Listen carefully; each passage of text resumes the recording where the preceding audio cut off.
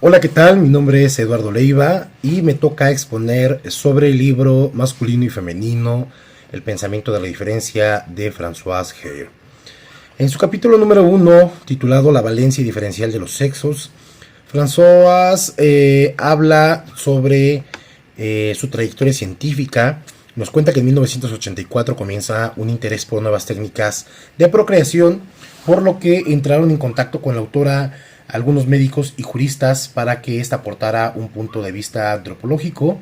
a las incidencias sociales de estas nuevas técnicas y para obtener alguna información sobre la manera en que se representaban y trataban las sociedades llamadas tradicionales, los fenómenos vitales de la procreación, gestación, constitución del niño, lactancia, etc. De este modo comienza a abordar las cuestiones de la relación entre lo masculino y lo femenino.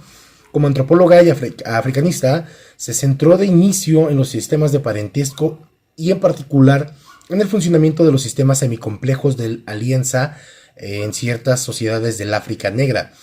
y observando que existía una correlación estrecha entre las reglas prohibitivas de la alianza, o sea, de las que impiden casarse con alguien en concreto, y las concepciones relativas a la sangre, a su producción y transmisión, se orientó en una segunda fase hacia las representaciones y la simbólica del cuerpo. Nociones como la reproducción, la inscripción corporal, los componentes de la persona, los humores del cuerpo, y de este modo se encontró necesariamente con el tema de la relación entre los sexos.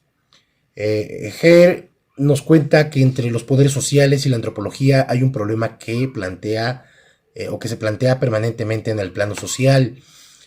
Según sus palabras, dice que sería presuntuoso creer que los trabajos de los investigadores de ciencias humanas influyen profundamente en el legislador y en quienes deciden en la materia, e incluso que son comprendidos y atendidos en los medios de comunicación.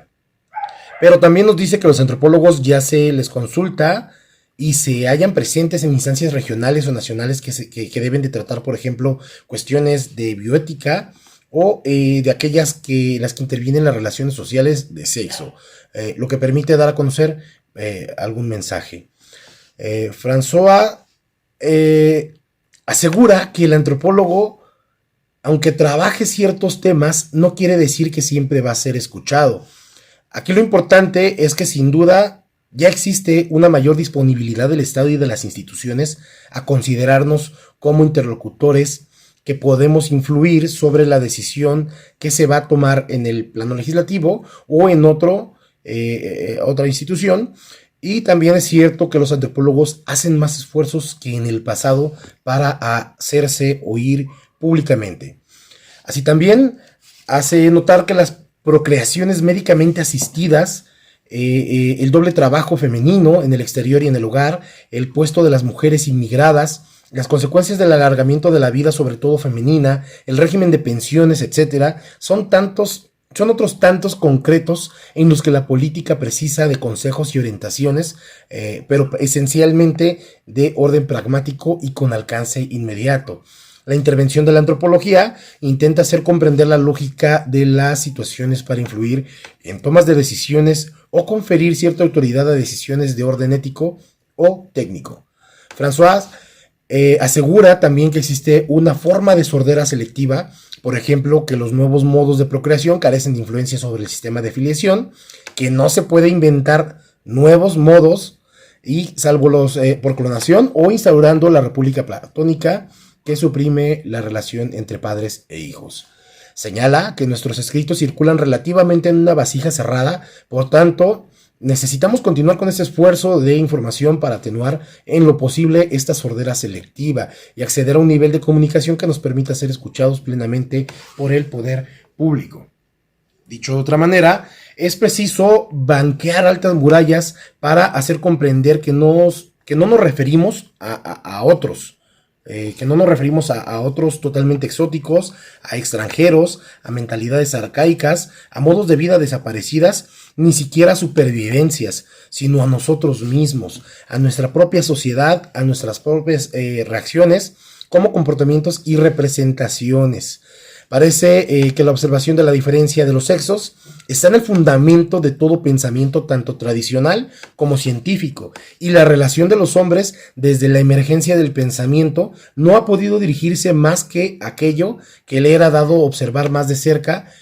como es el cuerpo y el medio en el que se está inmerso. Hablando del cuerpo humano, por su parte, es un lugar de observación de constantes, asiento de órganos, funciones elementales y humores, que presenta un rasgo notable y ciertamente escandaloso, que es evidentemente la diferencia de sexos y el papel distinto de estos en la reproducción, aspecto en el que se fundamenta una posición esencial que enfrenta lo idéntico a lo adverso y que se encuentran en todo pensamiento científico antiguo y moderno y en todos los sistemas de representación. La relación idéntico-diferente está en la base de los sistemas que oponen dos valores abstractos o concretos, como caliente, frío, seco, húmedo, alto, bajo, inferior, superior, claro, oscuro, etc. Valores contrastados que vuelven a encontrarse en las tablas clasificatorias de lo masculino y lo femenino. Basándose nuevamente en un discurso aristotélico, opone lo masculino y lo femenino como respectivamente cálido y frío, animado e inerte, soplo y materia. Se sitúa en un nivel muy general de análisis de las relaciones de sexo a través de sistemas de representación. Dice que la construcción social del género es relevante en dos aspectos. Primero, como artefacto de orden general fundado en el reparto sexual de las tareas, el cual con la prohibición del incesto, la obligación exogámica y con la instauración de una forma reconocida de unión, constituye uno de los tres pilares de la familia y de la sociedad, según Lévi-Strauss. En segundo lugar, como artefacto de orden particular, resultante de una serie de manipulaciones simbólicas y concretas que afectan a los individuos. Esta segunda construcción se añade a la primera. La autora ejemplifica con ciertas sociedades neoguineanas o inuit, quienes presentan situaciones ejemplares desde este punto de vista. Entre los inuit, sobre todo la identidad del género no son función del sexo anatómico, sino del género del alma, nombre reencarnada. Un ejemplo que pone es del de un muchacho que en virtud de su alma, nombre femenina, puede ser educado y considerado como una muchacha hasta la pubertad, cumplir con su papel de hombre reproductor en la edad adulta y luego dedicarse a tareas masculinas en el seno del grupo familiar o social, aunque conservando toda la vida su alma nombre, es decir, su identidad femenina.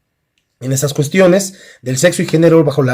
una luz antropológica general, ha intentado hacer comprender a distintos auditorios, como médicos, juristas y psiquiatras, que las categorías de género, las representaciones de la persona sexuada, el reparto de las tareas, tal como la conocemos en las sociedades occidentales, no son fenómenos de valor universal generados por una naturaleza biológica común, sino construcciones culturales. Está claro que tanto para la construcción de los sistemas de parentesco, su terminología, la filiación, alianza, como para las representaciones del género, la persona y la procreación, todo parte del cuerpo, de unidades conceptuales inscritas en el cuerpo, en lo biológico y en lo fisiológico, observables, reconocidas, identificables en todo tiempo y lugar. Estas unidades se ajustan y recomponen según diversas formas lógicas posibles, pero posibles también porque son pensables según las culturas. La inscripción en la biología es sumamente necesaria, pero sin que haya una traducción única y universal de estos elementos o de estos datos elementales. Así puede demostrarse fácilmente en el ámbito de la filiación que se toman en consideración datos de carácter muy simple, como la existencia de dos sexos de la anatomía diferenciada y que deben de reunirse para engendrar vástagos de uno y otro sexo, un orden de las generaciones que no puede modificarse tanto si se habla de células como de individuos. El progenitor precede al engendrado, una sucesión en el orden de los nacimientos de las fratrias y por otro tanto la existencia de líneas colaterales. A partir de estos datos elementales, las combinaciones lógicas posibles entre posiciones sexuadas parentales y posiciones sexuadas de hijo solos son 6: patrilineal, matrilineal, bilineal, cognaticia, paralela y cruzada. Por otro lado, una de sus aportaciones es la valencia diferencial de los sexos, como se titula este primer capítulo, y esto es a lo que ella llama, o lo que ha descrito como un artefacto y no un hecho de la naturaleza. Esta valencia diferencial expresa una relación conceptual orientada, si no siempre jerárquica, entre lo masculino y lo femenino, traducible en términos de peso, temporalidad anterior, posterior y valor. Tomemos un breve ejemplo entre los iroqueses, cuyo derecho es por demás patrilineal. Las matronas mujeres de edad madura, verosímilmente menopáusicas, disponían sin duda de poderes considerables, en especial sobre las mujeres más jóvenes que ellas. Pero esto no llegaba hasta el ejercicio político del poder, ni siquiera hasta la igualdad con los hombres en los procesos de decisión. Buscando de dónde podía provenir esta valencia diferencial de los sexos y cuáles serían los fenómenos tomados en consideración en primer lugar para explicar su presencia universal, llegó a la conclusión hipotética de que no se trata tanto de una carencia por parte femenina, por su fragilidad, por su peso, su talla inferiores, o los inconvenientes derivados del embarazo y la lactancia, cuanto de la expresión de una voluntad de control de la reproducción por parte de quienes no disponen de este poder tan particular como lo es el hombre. Lo cual nos lleva a hablar de la procreación. Cabe señalar que cuando se trata de las categorías de sexo, de todas las representaciones relativas a la procreación, a la formación del embrión, a las aportaciones respectivas de los progenitores y por tanto a las representaciones de los humores del cuerpo, como la sangre, el esperma, la leche, la saliva, la linfa, lágrimas, sudor, entre otras, se observan por lo demás estrechas articulaciones entre estas representaciones y los datos más abstractos sobre todo del parentesco y la alianza. Los humores del cuerpo, por su parte, son de carácter fluido que se pueden derramar o proyectar fuera del cuerpo. Es sabido que Aristóteles explica la debilidad inherente a la constitución femenina por su humedad y su frialdad, debidas a las pérdidas de sustancia sanguínea que las mujeres experimentan regularmente sin poder oponerse a ello ni frenar el curso de las cosas. Los hombres, a su vez, no pierden su sangre si no es voluntariamente, en ocasiones que ellos mismos propician o buscan en actividades como la caza, la guerra o la competición, y la pérdida de sustancia no afecta pues a los hombres y mujeres de la misma manera. La pérdida de sustancia espermática también es controlable y muchos sistemas sociales e ideológicos precorizan y organizan este control. En resumen, en esta desigualdad, lo controlable frente a lo incontrolable, lo deseado frente a lo sufrido, podría hallarse la matriz de la valencia diferencial de los sexos, la cual también estaría por tanto inscrita en el cuerpo, en el funcionamiento fisiológico, o más exactamente, procedería de la observación de este funcionamiento fisiológico. A los tres pilares que Claude Lévi-Strauss eran la prohibición del incesto, el reparto sexual de las tareas y una forma reconocida de unión sexual, añade François, añade un cuarto, indispensable para explicar el funcionamiento de los otros tres, y este cuarto pilar es la valencia diferencial de los sexos. Este discurso se sitúa ciertamente en un nivel muy abstracto y muy general, y por supuesto quedan por hacer análisis afinados y precisos de las evoluciones actuales y del papel de los actores sociales, y aunque las desigualdades se minimicen, no quiere decir que desaparezcan. Incluso si las mujeres acceden cada vez más a tareas masculinas, seguirá habiendo un ámbito masculino reservado en el muy selecto club de la política, de lo religioso y de las responsabilidades empresariales, entre otras. La autora nos dice que evidentemente no se trata de la expresión de competencias concretas inscritas en la constitución física de uno u otro sexo, y que la inscripción en lo biológico no hay que buscarla por ese lado, sino en datos de naturaleza ciertamente biológica. Estos datos están en el origen de las categorías cognitivas, operaciones de clasificación, de oposición, jerarquización y estructuras en las cuales lo masculino y lo femenino se encuentran encerrados. Estas categorías cognitivas, cualquiera que sea su contenido en cada cultura, son extraordinariamente duraderas, puesto que son transmitibles y se inculcan muy pronto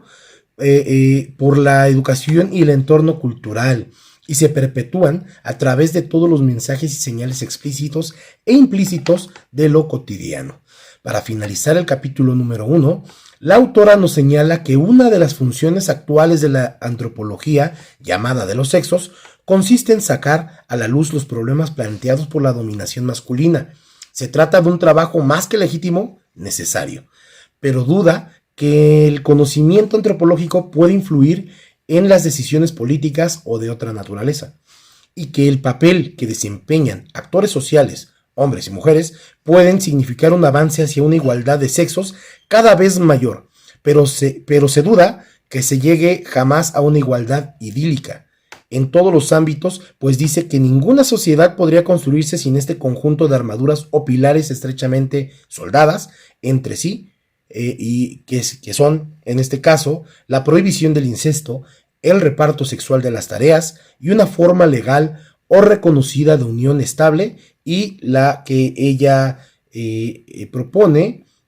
que es el cuarto pilar, la valencia diferencial de los sexos. Esto es cuanto a mi participación en el capítulo número 1.